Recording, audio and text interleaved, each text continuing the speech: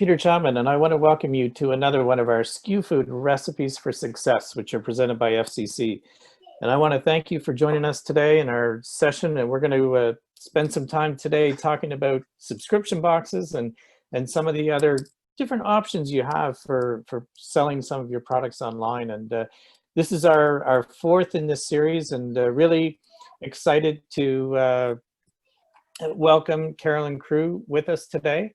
And Carolyn is from Duckish, and I'm just trying to help her turn on her camera. I have to do things. Do I have to do something, Carolyn?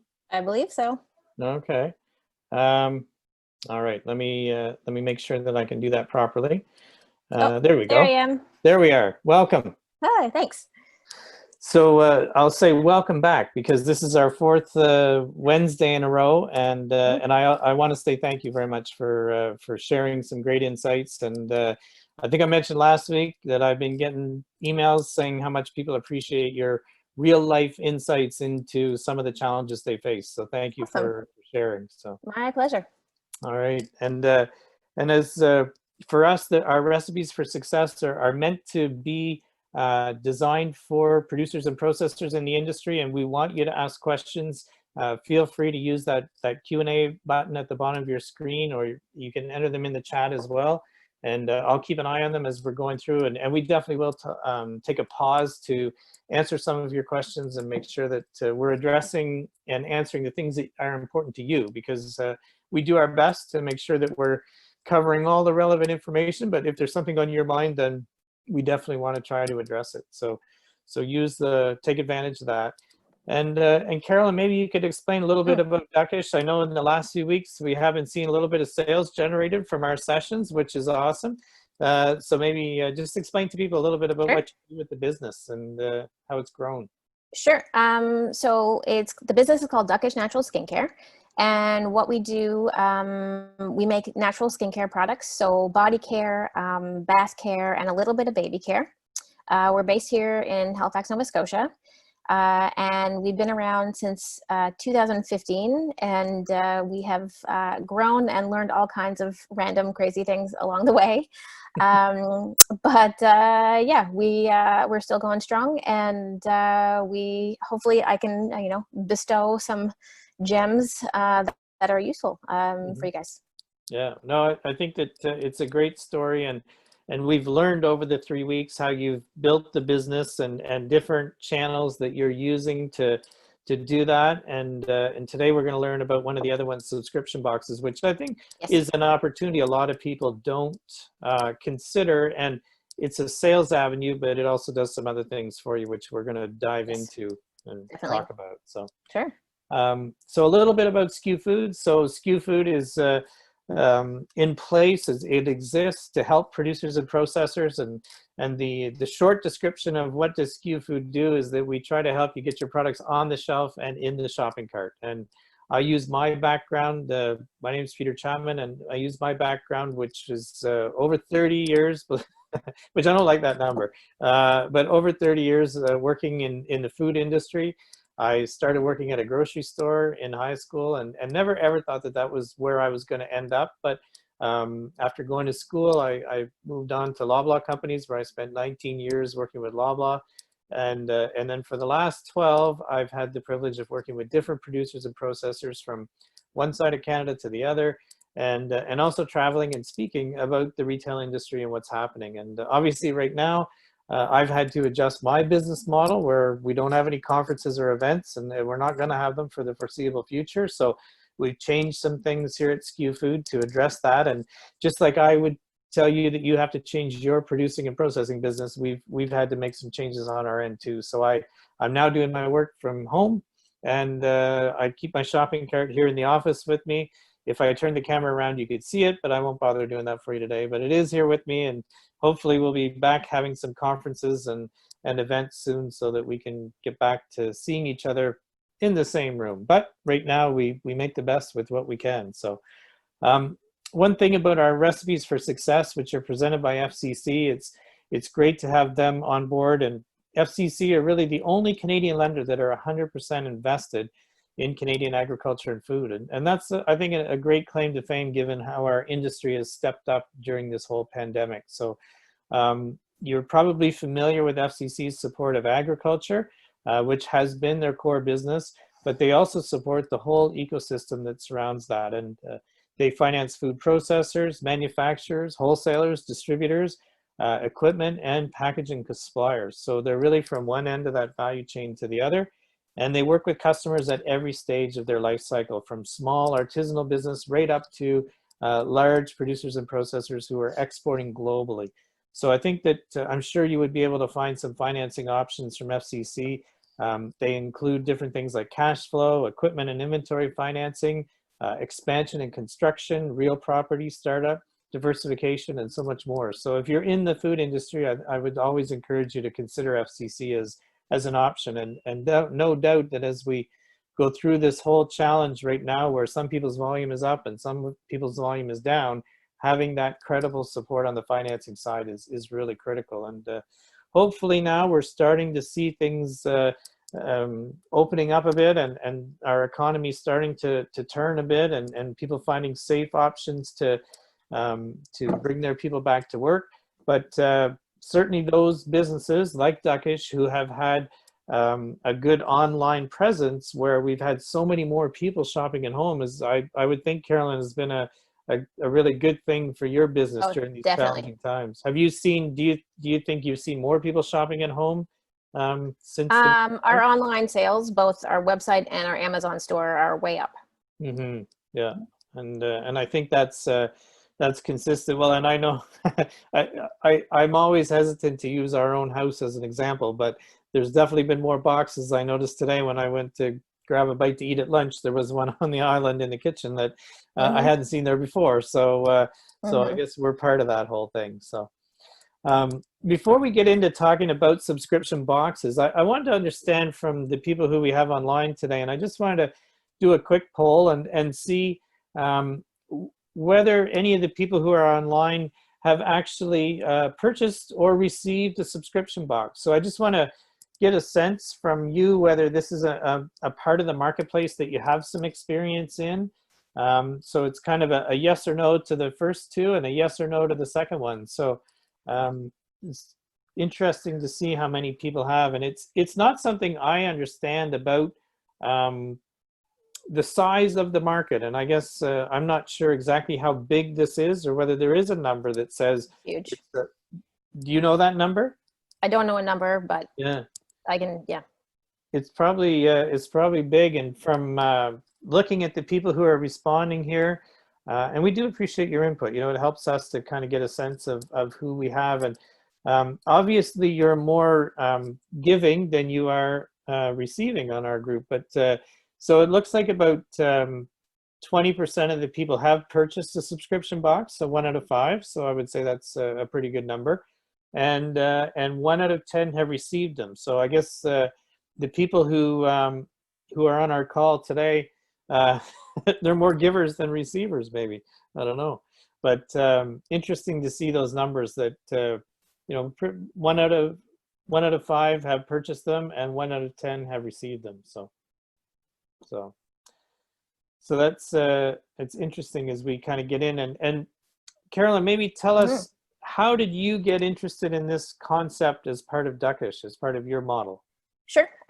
So we make, like I mentioned, natural skincare products, but our take on them is perhaps a little different than what people are used to. So one example, which of course this is a big one, or a little one, is a lotion, but it's in a stick. Okay. So I can put pictures up, I can do video, but you are not going to be able to wrap your brain around it in the same way as if you were picking it up and smelling it and trying it yourself, right? So all you do, rub in a little bit, really concentrated, you get the idea.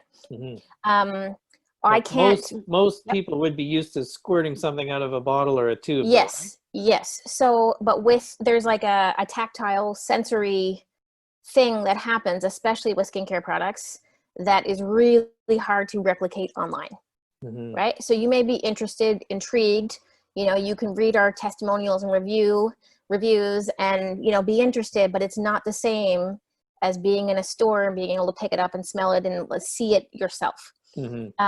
So sampling, we know, is a really good way for people to be able to do just that, try it, that kind of thing.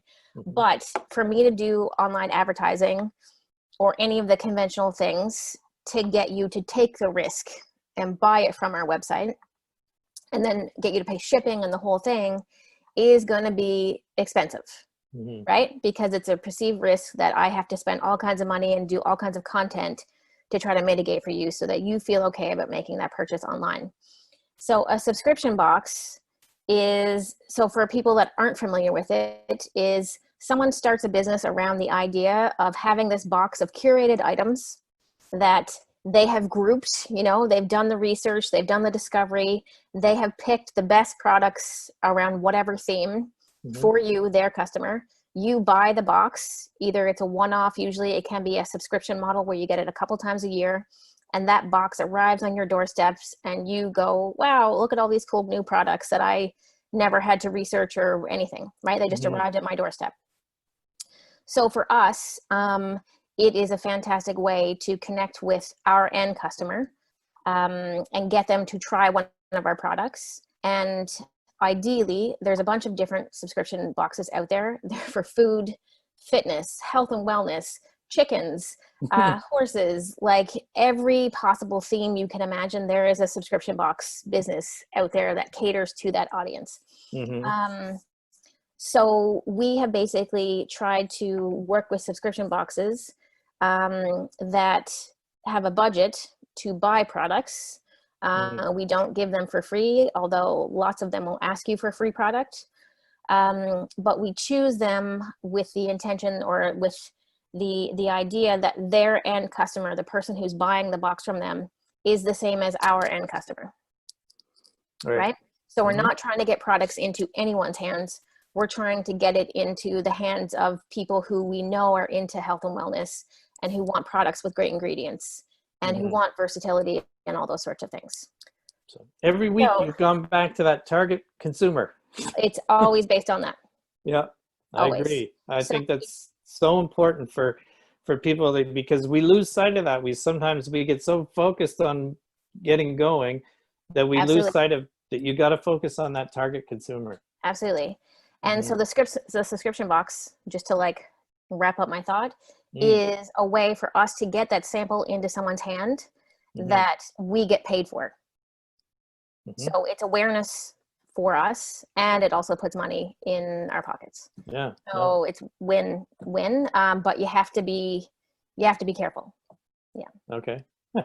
So how did you go about researching to figure out of these thousands of boxes that are out there, which are the right ones for your products? So we started out researching them and researching ones that were specifically catered towards like a health and wellness audience. And we specifically chose ones that were based in Canada. Okay. And we did a couple of those and they were really small. And then you kind of learn how the process works, how the negotiations work, you know, all those kinds of little logistical things. And then you see whether or not it's something that you feel works for your business. And then we did that a bunch of times, and then we've had subscription boxes come to us. Oh, that's so nice. And the thing is, like, once we kind of got our feet wet with it and did it a handful of times in Canada, we, again, going back to who your customer is. So we have a variety of customer profiles. One of which, for example, are people that do like CrossFit. For example, their hands are wrecked because of all the ropes and lifting of things, I guess. I don't know. I don't do CrossFit. I was going to say, I wish I could speak from experience because I'd be in better shape if I was, but I know what you mean. Yes. Yeah. So their hands are wrecked. So these little sticks have been, because they're so concentrated, have done a really good job of dealing with the wrecked hands that are the result of that. So I just looked up subscription boxes, like CrossFit subscription boxes, And I came across one in the States, and I sent them an email being like, hey, we make these things. I think it'd be a really great fit for your audience. Can I send you a sample? And then they placed an order for like $2,000 American. Wow. So Nice. sometimes it's easy. And then other times there's a lot more negotiation involved. Okay. But ultimately, you're trying to look for ones that have your customer base ultimately. All right. And so you mentioned sort of the sending an email and the sample. Can you just maybe elaborate a little bit on how the process works with these now that you've dealt with some of them? So when I reach out to them, I've obviously researched them. I want to look at their website, but also their social following to see how big it is and if people actually like engage with what they're posting, to kind of try to get a sense of like whether or not their followers are real followers versus they just bought a list. And then the kinds of products that they have included in previous boxes, just to see if, again, like we want to make sure our products are getting into the hands of people who would already fit our customer profiles. Right. So that is going to be some of the back end research to see if it would make sense for us to kind of collaborate or partner with them on a box that they do in the future. And then I would just send them an email introducing myself and basically pitching whatever product that I think would be a good fit and why it's going to be a good fit, why their customers are going to be really excited about it. With a little photo, and it goes off into the ether. And hopefully comes back. It pretty much always does. I would say of all the subscription box companies we work with, there have been 2 where it hasn't come to fruition. And for one of them, it was a price point issue, and they wanted it for a ridiculously low price point. And the other one was more of a timing thing, in that we see this as more of a winter thing. Okay. So let's, continue the conversation 6 months from now. Right. Yeah. Okay. Well, that's pretty good track record then in terms of people. But if But you're doing the selective. research and you're finding the right fit up front, then for sure. Yeah. And is there much negotiating on price? Like, is it like dealing? There is. So they're as sharp a pencil as any retailer you deal with. Not necessarily. Some of them are. Yeah. The new ones, you can tell that they're still figuring out the costing, the financials. And that's fine. We try to be like fair to whoever it is, because we look at it as a collaboration, like we're working with them, not, against them. But there can be a lot of negotiation. There is a humongous subscription box company in the US called FabFitFun. Last time I checked, they have over 2 million paying users. Wow. And we are in the running for being an add-on product. So you pay for your subscription box, you get it, whatever, but you can add other items into the box. Oh, really? Yeah. So it's massive in terms of audience. And their audience really fits what we're doing. But they want it for a very, very, very low price. So yeah, but it's a huge opportunity. So we're gonna see what we can do, because there is that marketing value, right? If their customer is ultimately your customer, you're getting brand awareness as a result too. And I did go on and look at their site, and I can put it up on the screen if you want. I just took a couple of screenshots of their homepage if you want to talk about FabFitFun for a moment. Sure. All right. They're enormous. Are they? Yeah. Yeah, it's enormous. It's crazy. So there's I think that's just sort of what you see when you land at their site. So they have a variety of different boxes. And what they do is what a lot of subscription boxes will do to try to encourage you to, bring your prices down for them, is to say like, hey, our audience is huge. We have all of these influencers that are going to receive the box, and they're going to do all kinds of social media about all the products in the box.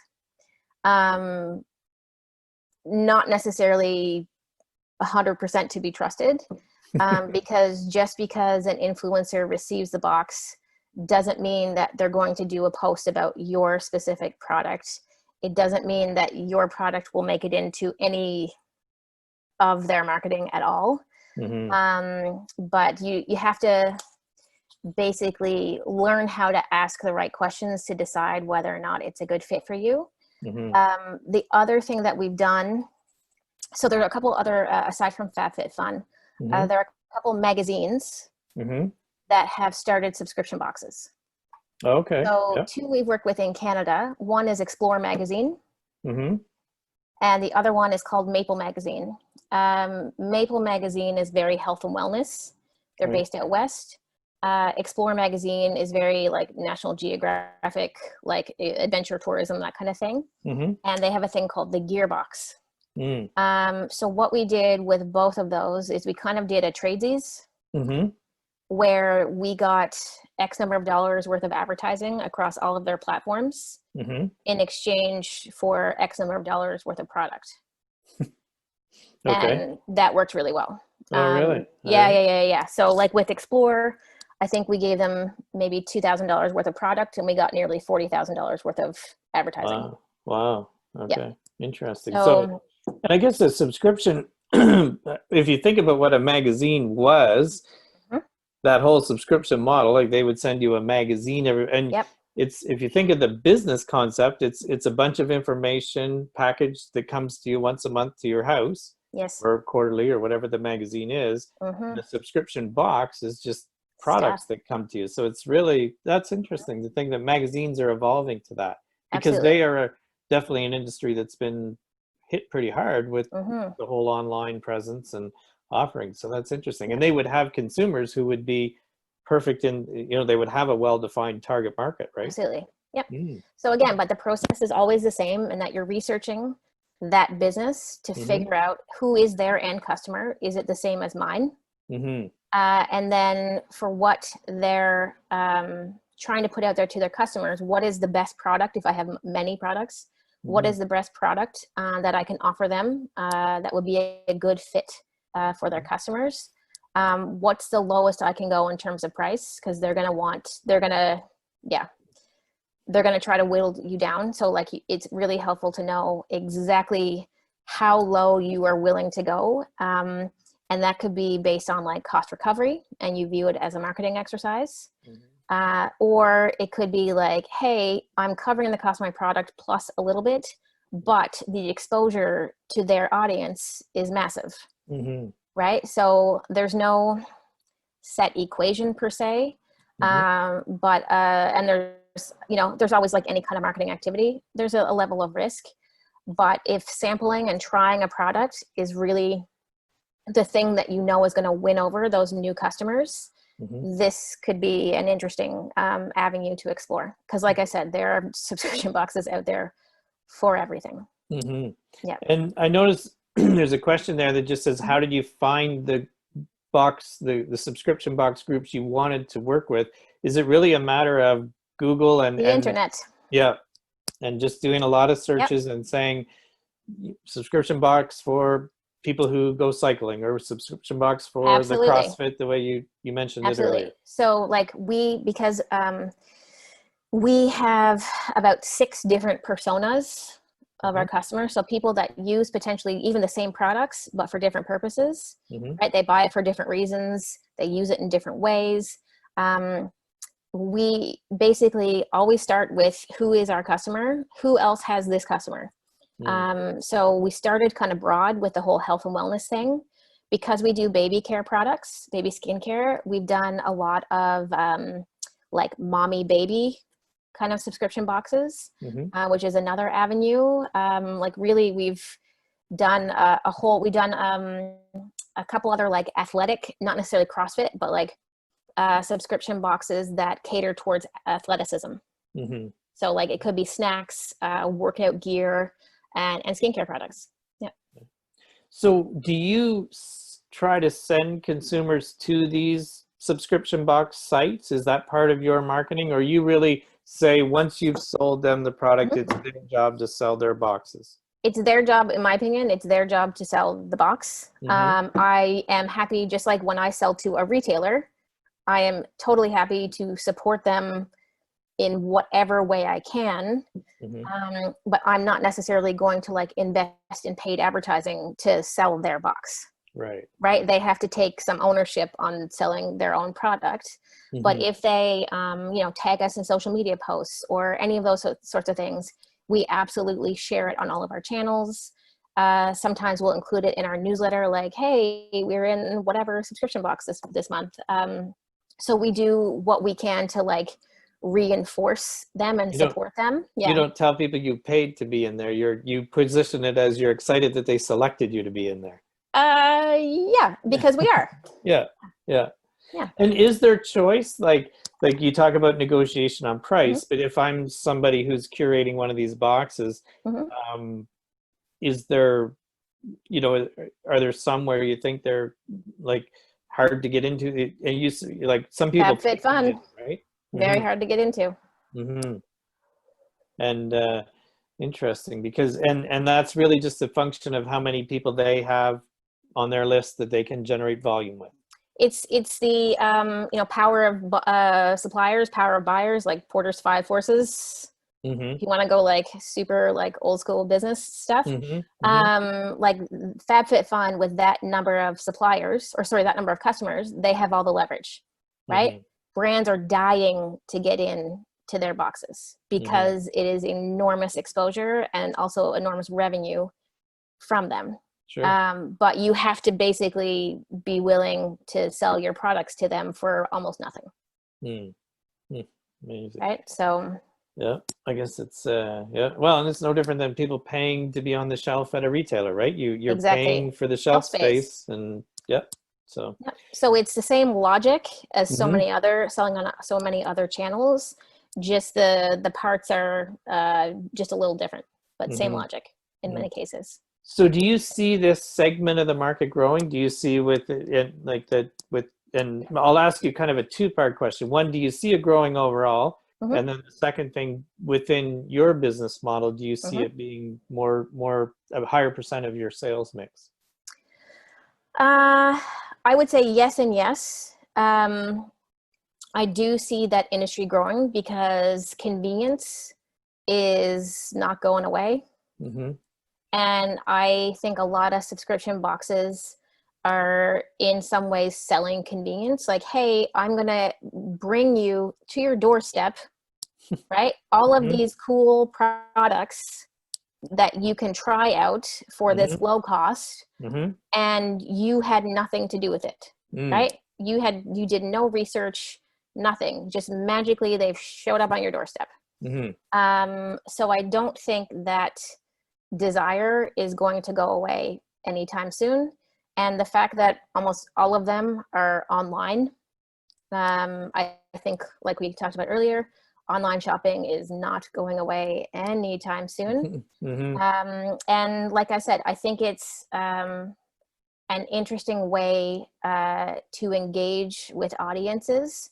And those examples that I brought up of the magazines, right? It's an interesting way, if you have an audience, like it's another way to engage with them and potentially, sell them some more stuff. So I don't think that the subscription box is going to go away anytime soon. In terms of how it's going to affect our business, it's really hard to say like percentage of sales wise, because we have so many channels right now. So many balls in the air. Kind of. I don't think it's ever going to be a major part of our sales. But I think it's something that we will definitely continue to keep doing, because like I said, they have cultivated their own little communities, their own little audiences that, gets excited about whatever it is they have to offer. So it's a way for us to kind of piggyback on their audience and get that brand exposure and get a product into the hands of a new customer for, we're making money usually on the opportunity. So for us, it's definitely like a win on a lot of different levels. But I don't think it will ever, it's not going to come close to like a Sobeys sale. Right. In terms of value, unless we get into FabFitFun, then that could be a serious a serious thing. We'll have you back for another appearance after you get into that Yeah, we'll one. see. We'll see. Yeah. So do they have a sense of, you said you went after Canadian ones, so I'm assuming that Canadian ones only ship within Canada, or would they Not send necessarily. so geography, it's hard to kind of figure out a little bit. It is, but again, that doesn't really matter to me because I'm not selling their box, right? I'm not dealing with their customers. I just have to get it to them, right? So, yeah. But in terms of your strategy that says the more I can be in these, that it helps from a sort of paid demo perspective. Oh, You want I see. products going into the markets. Like if you could find some that, you know, now that you're on the shelf at Sobeys in Atlantic Canada, it'd be great if you found some that actually did more business in Atlantic Canada, because then. Absolutely. Yeah. So one we just recently worked with right before Mother's Day. They're called, and it's in one of the screenshots I think I sent you a while ago. It's called Oh Mother Care. All right, we can take a look at those. Sure. They do subscription boxes that are meant for, like, this is it right here. Yeah. New mom self-care. So yeah, this is one. She's based in, she used to live in Dartmouth. She lives in the middle of nowhere, Nova Scotia. But yeah, she's local, and a lot of these products are sourced locally. Obviously her reach is not massive. But yeah, like I said, there's a subscription box for everything. And we've worked with one in Newfoundland that does like a lot of Newfoundland products, because I'm originally from Newfoundland. Right. So I played the Newfie card early days. And yeah, so I think obviously it helps if there's a specific geography that you're looking to kind of get a little bit more brand awareness in. But I feel like as long as it's getting into the hands of the right customer, you know, that's a really good first step. Well, and no matter where they are, they can find you on Amazon or on your own e-commerce site too, right? So yeah, so we've done Oh Mother Care, which is, like I said, a mommy baby. I don't remember what else I would have sent you.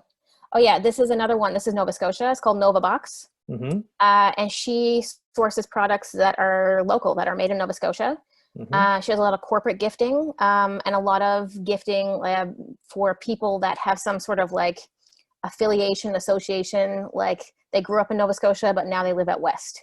Oh, right. So that's what she does boxes in. So our bath bombs were in those.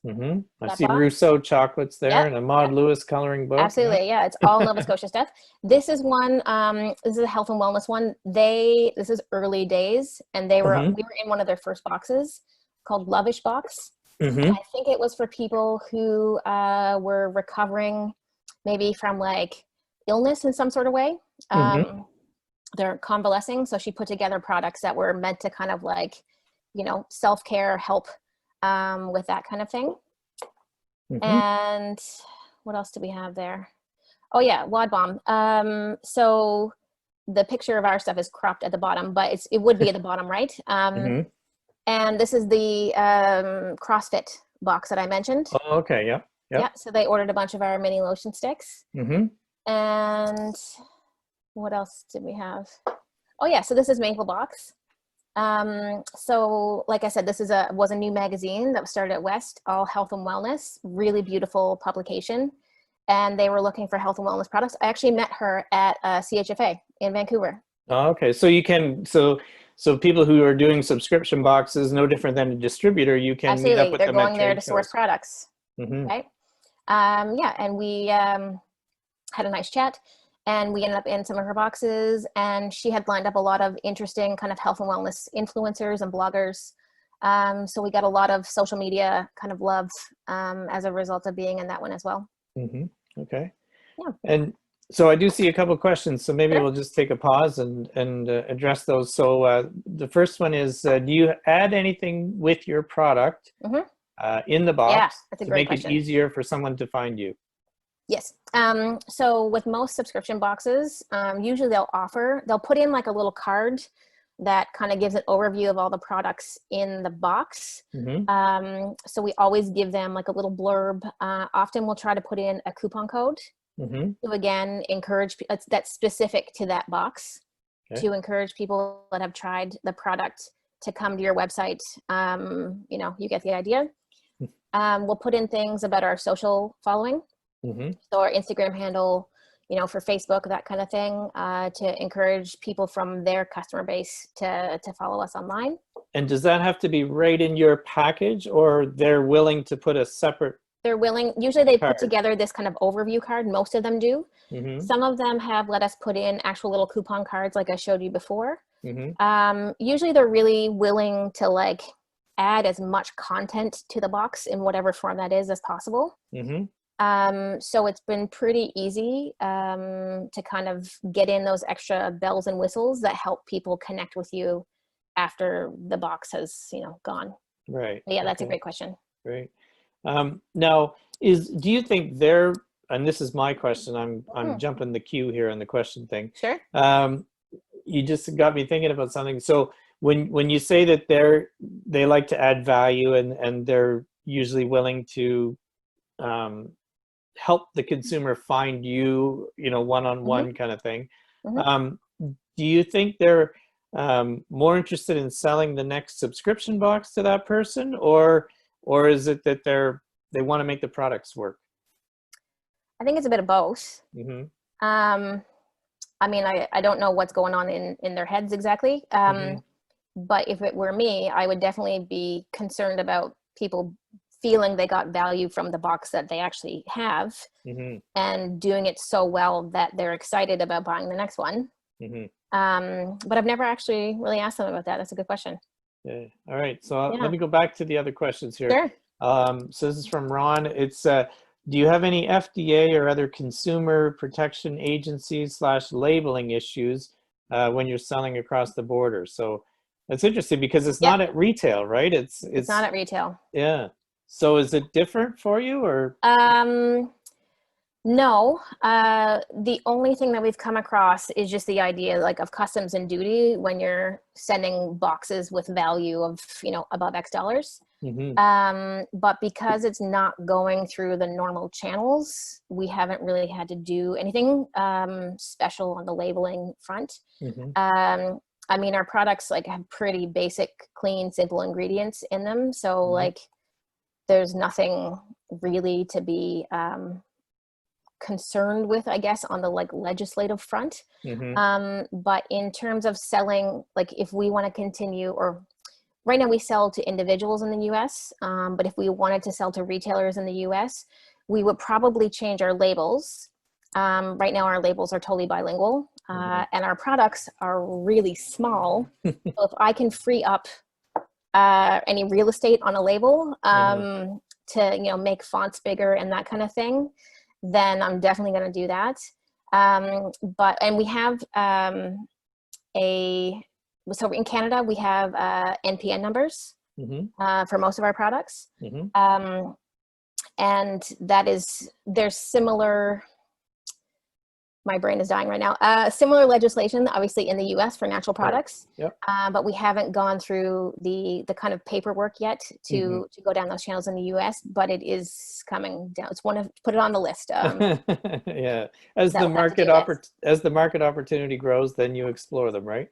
Yeah, absolutely. One piece of advice I would give people as you're looking at the US market, I know on the food side, there are actually more regulations which you need to explore state to state. And in Canada, we have more of a national approach to labeling requirements and some of those things. Whereas in the US, you can be in Texas and it's one set of regulations and California is another set. And yes, the markets are huge, you know, with California the same population as Canada almost, but you can't look at the US as one set of regulations. So just something for people to keep in mind. Definitely. So the next question is from Chris, and just about if you were working with a national subscription box, how many units are they looking for? It totally varies. So like the add-on products that I mentioned with FabFitFun, it could be 20,000 units. We've worked with small subscription boxes where they want like 50 bath bombs. So it's really all over the map in terms of, you know, how big their audience is, right? Because some of them have been around longer. Some of them have done much better on cultivating their little community and growing that audience than others. So there's no real like one size fits all answer. It's yeah, everyone is totally different, but we try to accommodate. If you want 50, that's fine. But I'm not gonna necessarily give you an amazing volume discount. If you want 20,000, you know, then I might be more willing to talk. And that range that you just gave us, sort of 50 to 20,000, that's a realistic range, right? You could have some people who are very niche kind of market, and then other people who are just massive. Yeah. So Explore Magazine, I think we sent them 3,000 or 4,000 of our mini sticks. The CrossFit box, I think it was a couple thousand sticks. But again, like Mother Care, the mom and baby kit, I think we gave her 50 bath bombs. So everyone is different. And I noticed on some of the sites when I was looking at them is, and I believe on the FabFitFun, they give you choice. So there's kind of like, that's they the might add-on. have 4 bath bombs or something, and you can pick the one you want. Yep. Like I said, they are massive. Yep. Which we know that the generation, especially sort of the millennial generation, they want to have that choice and the ability to customize, right? So part of the, just because you doesn't mean you're going to be in every box. Nope. But if they give me an order for 2 million units, like I can't do that. I'm not set up to do 2 million units, right? But I mean, you know, we'll see. But you know, that's why starting out, and I know some other people that have started out as add-ons with FabFitFun. One company in particular, she does tea. And she's done really, really well as an add-on product, but they look at the MSRP and then they expect to pay like basically 5 to 10% of the MSRP. Wow. Yeah, which is a significant hit. So if you have thin margins to begin with, the FabFitFuns of the world may not be the right fit for you, but there may be other subscription boxes out there that are smaller where, you know, they're not quite as cutthroat about it. That could be a good opportunity. Well, and I think it's similar to getting into other channels where you want to take the right step for your business, and the right step is not to go from, you know, selling 2,000 a month to an order of 200,000, because it just sometimes can cripple you with packaging costs and financing and all the rest of it. So find the right fit in a growth, in that growth sort of model. Yeah. So there's one other. Yeah, go ahead. Go ahead. I was just going to say, no matter what you're doing, I think you should always go back to who your customer is. And is this going to help me get products into the hands of that group? And if it is, then I think it's worth, like, you know, having those other conversations. But if it's not, then I wouldn't bother. Yeah. There are other things you can do to reach them. So there's another question, and this person says, you obviously have a sharp pencil, so they're I guess they're not ready to negotiate with you yet. But, says, do you always start with a blank sheet to figure it out, or have you developed a table or a template to plug numbers into to sort of look at different scenarios? If we're talking about subscription boxes only, I would say it's because there aren't that many of them. Like we maybe do, like, I don't know, 5 or 6 a year.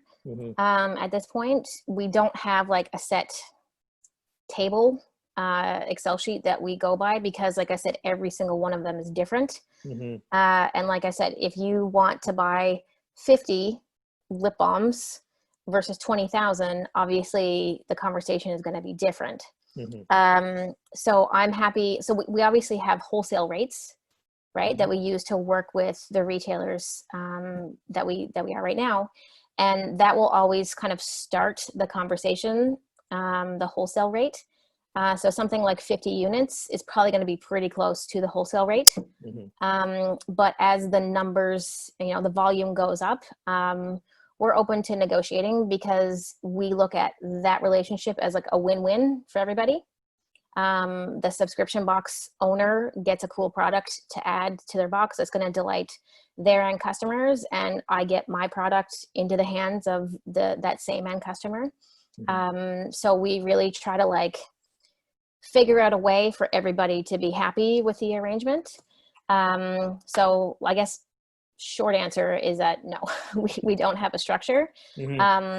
But every case is different. And obviously if people are really nice in the negotiation, you know, that helps in coming to an arrangement. And if people are kind of cutthroat about it, then, you know, we don't have to work with them. It's not a big deal. No. And it's, and I think that the key point is how close is that end user to the people you really want to develop a relationship with, and how much is it worth you investing in that? Yeah. So. And if sampling is a thing that, you know, it works, and especially if you can do smaller size products or smaller versions of the product, it's a really good way to cover the cost of making that product and then getting it into the hands of someone who may become a full customer. All right. And have you explored any of the boxes that you've shared are all like a kind of a group of products where somebody could buy it, like either one of, or I think I looked at some and they were quarterly perhaps, where they send out one sort of a spring, summer, fall, winter kind of option. But there's another model that says you just have one item.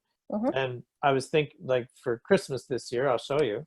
So my brother and his family sent me socks, which I get once a month.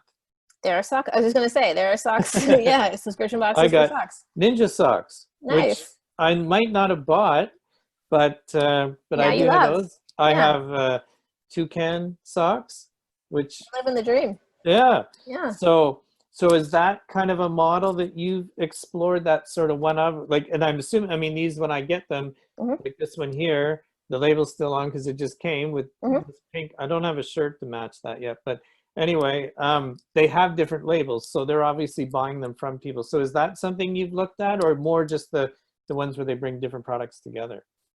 As in, sort of where they're doing it more regularly, like every month. Oh, I see. We haven't done a lot with the regular, like the sock of the month, because the stuff we make is not the typical version of, so like lotion doesn't usually come in a stick, that kind of thing. So we haven't done a ton on that front. But I mean, I'm definitely open to it if it's a consistent revenue stream. Like, why not? What we have found though is that there have been some subscription boxes. So like Nova Box is a really good example. The one that does the products from Nova Scotia is that she'll put together a box for like the season, and if it sells really well, then she'll make that box available on her website beyond that season, or she'll make those products available beyond that. So that's been another kind of like spin-off of the subscription box that has also worked really well for us. Okay. Yeah. And there is another question there that just says, have you experienced any, now these are his words, not mine, Walmart tactics of using their size and market position advantage to pressure you to reduce price, threaten. That is the subscription box market in a way. That is the world, right? The bigger the box, it's just more like Walmart has leverage, right? They have leverage because they're so huge. So FabFitFun, I've met with the buyers in person. I've had many conversations with them since. They're lovely. They're lovely, but the reality of the situation is that they're not going to look at products unless you're willing to sell them for, like I said, 5 to 10% of the MSRP. Yeah. So if you're not in a position to do that, then the conversation isn't going to go much further. They're not jerks about it. That's just kind of, they're like middle management. Like, they're not making the rules. They're just kind of telling you, you're the messenger. So obviously there are, that kind of thing exists. We had one in the States that does merchandise for, I don't know if I should say the name of the box because that's maybe not cool, but all right, a box. They do merchandise. foreign audience, and we sent them some of our mini lotion sticks, and they were really excited about it. And when we got into the idea of volume, because volume dictates what price I'm willing to go to, right? Mm-hmm. And they loved the product because we sent along some samples. And we said, okay, I can do it because your audience is this big, because your following is this, because you want X number of units. We could go as low as $1.25 US, because $1.25 US plays well in the Canadians' favor with the currency exchange, but not including shipping. And we went back and forth a million times. Wow. And in the end, they were like, no, we can't do it. It has to be less than $1. And I was like, it's been nice chatting with you. Yeah. Yeah. Because it's not worth it for me on what they could offer in terms of value for me to do it for that little. Yeah. Well, I applaud you for knowing where the line is. And I think that my advice a lot of times to producers and processors is, when you enter into these negotiations, I know sometimes it can be frustrating, but the retailer or the seller of product, no matter whether it's online or bricks and mortar, they have a business model that they've built. And absolutely. And you need to know what your number is, because if you go below, like say you had caved and did it for 99 cents, every time you sold something to them, you would have been mad. Because you would have said, you know what, this is ridiculous. I'm not making money. This is not right. I don't know why I'm doing it. Well, then you have to know that up front and find the right fit for you. And I think in this subscription box channel, that you have to work hard to find that right fit. So absolutely. And we talked about up front. Yeah. And we view, so we have e-commerce, we have Amazon, we have retailers, we have direct retailers like distribution. We have a lot of channels. So for me, the subscription box thing is like, it's gravy. Like it's a thing. If it happens, great, wonderful, happy to have those conversations. And if it works out, wonderful. Yeah. But I'm not like desperate for that to happen. So that's how I always kind of go into those conversations. Happy to work with people, but I don't need to do this. So that's a great position to be in. So a couple more questions before we sort of bring things to a conclusion. I do appreciate all the questions today. I think it's great. Obviously, they've been great. This is a topic that people want to know about. So Mark's asking, have you thought about setting up your own subscription box? No, but that's a really good question. Well, Mark, I don't know. I know we don't have the bandwidth to deal with it right now. We are maxed out. I don't know if, like, I know on Amazon, we could in theory set up a subscription model with them. But then that comes down to like, how often do people use your products to find out like, what's the average, I don't know what the right term is. So like if they buy a jar of jam, how quickly do they go through that jar of jam? The usage rate, The usage rate, there we go. So it's an interesting question. I like it. I'm going to write that one down. There we go. We're getting ideas. And maybe, thank you, Mark. If you know, Mark wants to come over and pack them up for you, we could talk.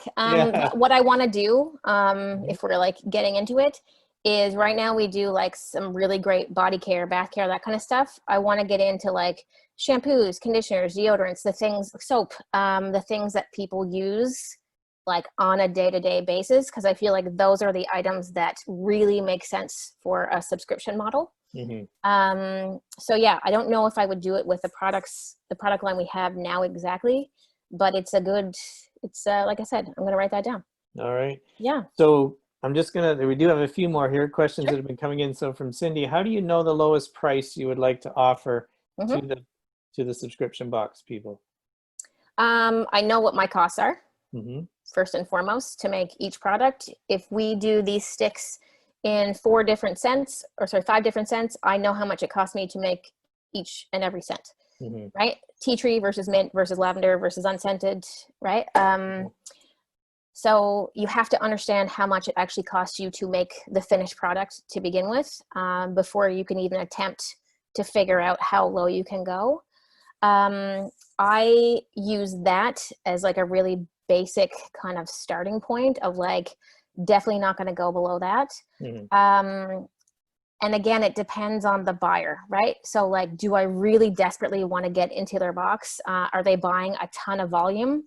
Those are the kinds of things that help us decide. But like I said, like, I don't use the subscription box channel as like a major form of revenue. So for me, it's always a question of like, am I making any money on the transaction period? Not just cost recovery. And then what am I getting in terms of added value from the promotion side from them? Right. So how are they going to help me build my audience? So if they have a really strong kind of proposal for how that's going to work as well, then obviously that's going to play a role into what I'm willing to land on as a final price. So yeah, no strict hard and fast rules, unfortunately. Right. Yeah. And so Ron's got a couple questions. I'm going to combine them. So Sure. He's saying, do you have ongoing relationships, or are they one and done? Yep. And if you do have an ongoing relationship, what do they think of a price increase? Sure. So some of them we do have an ongoing relationship with. It may be ongoing as in like once a year, they include our stuff in one of their quarterly boxes. It may be, like I mentioned with Nova Box, where they've had our stuff in their boxes a couple times now. And because those products and those boxes have sold well, she's made a bunch of those products available just for sale on her website. So there have been different ways where the relationship has been ongoing. I typically wouldn't expect to be in the same subscription box too many times, because the whole kind of the description box is the discovery, right? The newness for the end customer. So those companies are always looking for something new and fresh. You may be able to go back to them with like, hey, we have a new scent of whatever. But I feel it's possible, but I wouldn't expect it to be a thing that happens like all the time. Sure. Okay. Yeah. All right. And the last question from Cindy is, for a new startup, do you think the subscription model is a great tool, or other suggestions to bring traffic? So things like social media and that kind of thing. And I think if I can put words in your mouth, I think it's Sure. one of the tools that you use in your business. And it's, as we talked about, it's a paid demo, which is nice because you get some reimbursement. You don't make the same margin as you would in some other channels. Definitely not. But you do get your product in front of the right people. And it's one of the tools that you would use in your entire marketing mix. Absolutely. So couldn't have said it better myself. All right. All right. Well, Carolyn, I can't thank you enough for joining us the last 4 weeks. It's been so great to learn about your business and learn about the insights that you've shared with people. And I know from the feedback I've got that people have really appreciated. And one thing we've done on behalf of SKUFood, so we did going to make a donation to Feed Nova Scotia just on your behalf for awesome. Thank you to being here with us and recognize that. And it's tough times for people. So we can make their life a little bit easier. So I want to say thank you to you for being here with us. Thanks for having me. It's been really fun. All right. And hopefully it's been useful. Oh, it's been 100% useful. I know that because, it's been great. I think that people have really got a lot of great stuff that they can take and put in their business right away. And as I finish every week with some good news, I want to just share a few more things that we find happening in the marketplace.